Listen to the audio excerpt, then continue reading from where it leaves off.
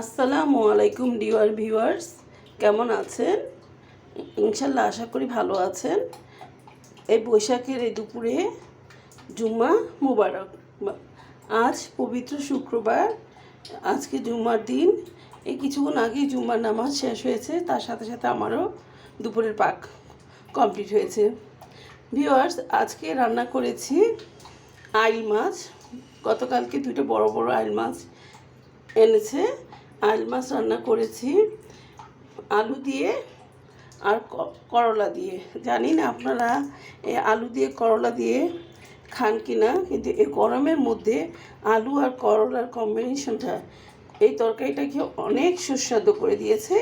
সাথে দিয়েছি ধনেপাতা ও জিরার ফাঁকি। খুবই একটা সুন্দর স্মেল এবং খাবারটা অত্যন্ত লোভনীয় হয়েছে। গ্রানটা শুনে আমারই খুবই লোভ লাগছে, কিন্তু এখন আমাদের খাওয়া হয়নি।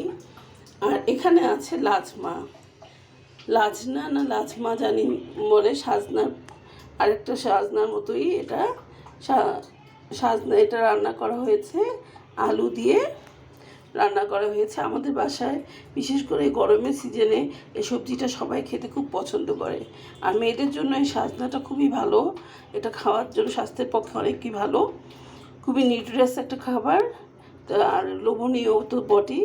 তাহলে আজকের আয়োজনটা কেমন হয়েছে জানাবেন। আমাকে সাবস্ক্রাইব করে দিবেন যদি ভালো লাগে, লাইক দিবেন, একটা শেয়ার করে দিবেন ও আমার পাশে থাকবেন। আর যদি কোনো মতামত থাকে অবশ্যই কমেন্টে জানাবেন। আসসালামু আলাইকুম, ভালো থাকবেন, আমার পাশে থাকবেন।